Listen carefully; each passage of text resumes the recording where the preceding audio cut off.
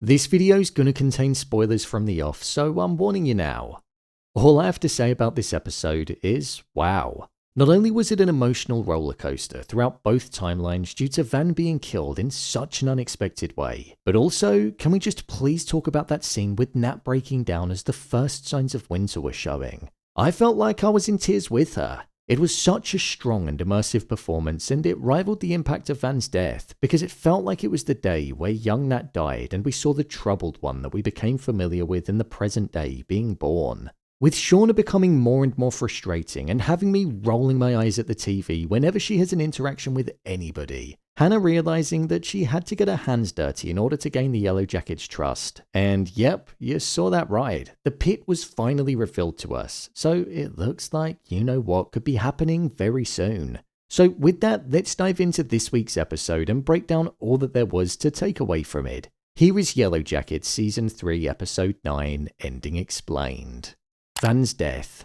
Now, this was a death that was teased, but do you know what? It still caught me out of the blue. During the opening scene, we saw that young Van appeared in front of Van whilst she was lying in the hospital bed, and one of the first things that she literally said to her was, "Death is around every corner." But little did I know that that would be the case for her by the time the ending rolled around. She mentioned about the Goonies and how it was a classic hero story which was about a treasure hunt, and that Van would find an X marks the spot and it would hold importance. When Van stumbled across Melissa, there was an X on the sign which showed that her treasure lay just ahead of there. And with the group finding Shauna and quite literally no longer being surprised at the fact that she was covered in somebody else's blood, it meant that they tied Melissa up and kept her held captive. But what Melissa did in order to try and escape was she closed the flue on the fireplace, which meant that the fire and gases were filling the room. Hence why everybody basically passed out instead of Van because she had the oxygen mask.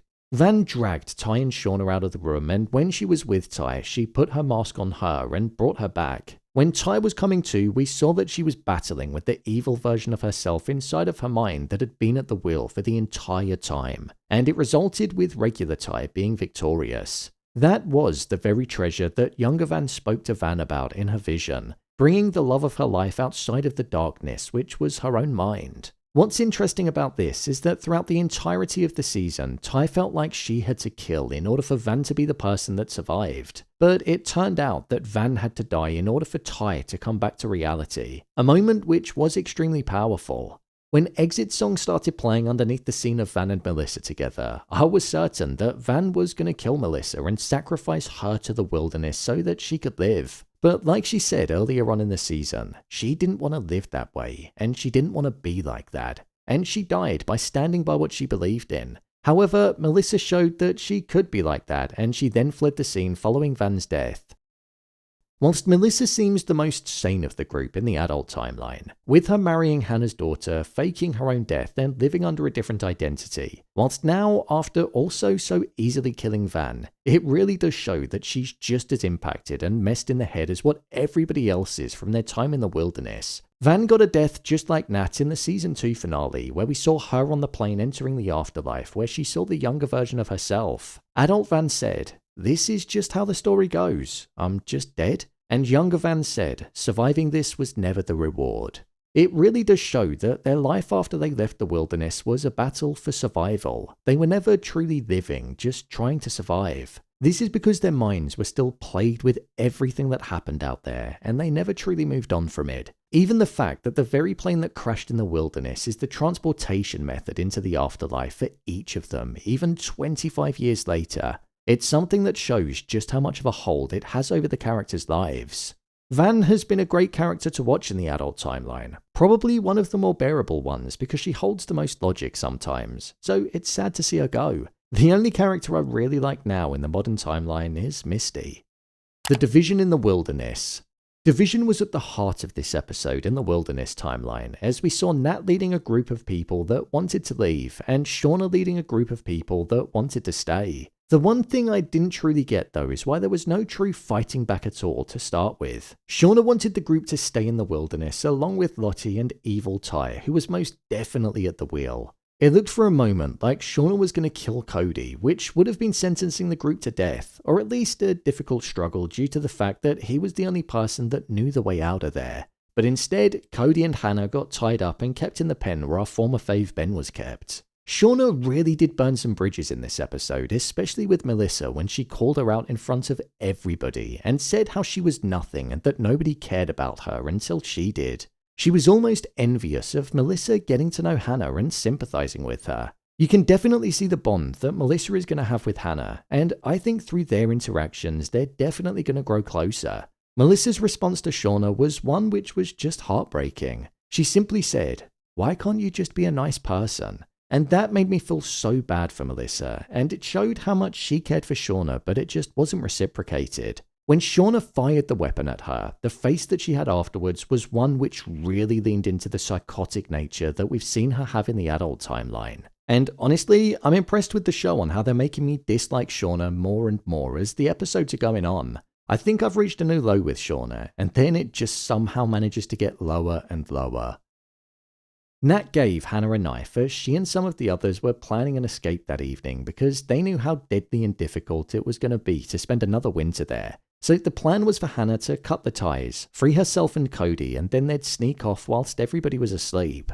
However, that didn't go to plan because Shauna realized that something was up, and with her confronting Hannah, Hannah then lied about who gave her the knife and she killed Kodi in front of Shauna, saying that she wants in on what they're doing. I don't know if Hannah thought this through or not, but their chance of survival has dropped massively because nobody now knows the way out. When Nat found out the news that Kodi was killed and it was Hannah that did it, Nat's whole demeanor changed and we saw her break down in tears as the first drops of snow started laying on the ground. Winter was the very thing that they were hoping they wouldn't be there for because the conditions were unlivable, especially without a cabin this time. With it also being said that the game wouldn't last much longer and it being more difficult to hunt in winter, it showed that sacrifices were going to come thick and fast again, and death in order to survive would be paramount. So Van's rigging of the cards is something that I think will come into play in the next episode. The performance in this scene was just incredible and I felt so emotional whilst watching it. It truly felt like the moment where Nat broke and the version we saw as an adult was born behind those haunted eyes. What was interesting though was the scene that followed. Misty originally saw Van looking at the communication box that Kodi and Hannah had, and she saw the broken piece that was there. This led Misty to go to the transponder box that she kept tucked away, and she saw that the very piece that they needed wasn't damaged in the box from the plane. So it still looks like there's some kind of hope for them to get out of there with the help from something in the plane that went down with them. Another interesting moment in this episode in the wilderness was when the pit was formed. Travis pieced together this pit and it looked like he created it with the intention of killing Lottie. He pulled her aside and said to her how he felt all of it was fake, that the wilderness wasn't real and that she was ruining their chances of being saved. As Lottie walked forward, it seemed like Travis was on the cusp of pushing her, but she just went and walked right on over that pit and the covering of it didn't even collapse at all, showing that she was connected to this ever-present force that was in the forest. Again, making Travis's mind go round in circles and question exactly what was going on. I felt like Travis. I'd finally come to the conclusion that the wilderness wasn't actually this entity and that it was all happening inside of their heads. And then Lottie goes and pulls this trick on us. Jeff and Callie. During this episode, we saw Jeff and Callie bonding, and their distaste towards Shauna was something that brought them closer together. Jeff was trying to give off this cool dad vibe now that Shauna wasn't there, and to be honest, the both of them seemed happier without her. Callie has been growing increasingly suspicious of her mother and putting distance between them, and it definitely seems like she knows something that we don't know, and I think it all stems from that note that was in the envelope with the tape that she received. During Misty and Walter's time together in the episode, Misty went through Lottie's cloned phone whilst Walter wasn't there, and she was looking through the photos.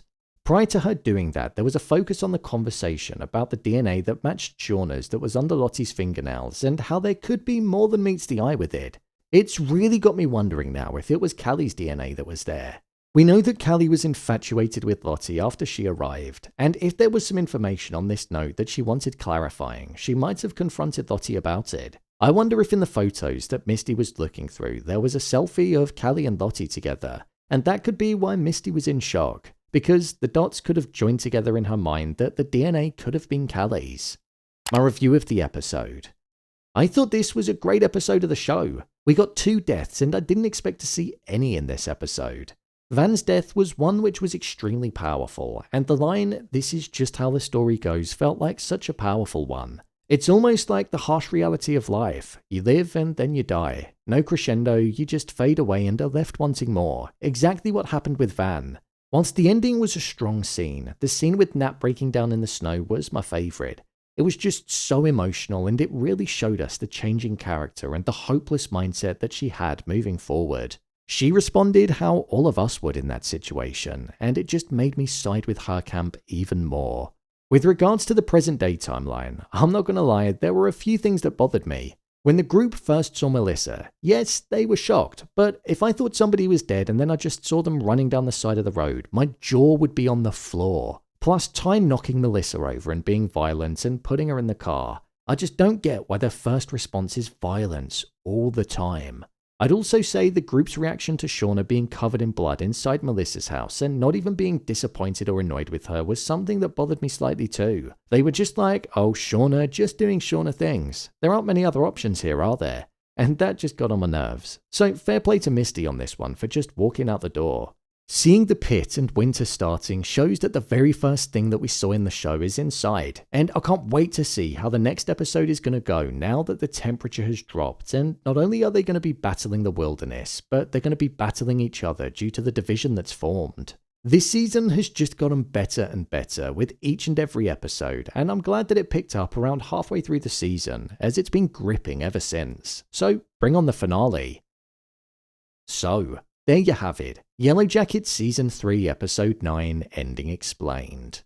If you want to see every episode of Yellowjackets Season 3 being broken down, then click on the card in the top corner, there'll be a playlist there. And don't forget to subscribe so you don't miss future videos. What did you think of this episode? Share your thoughts in the comments. As always, thanks for tuning into the video and I'll see you in the next one.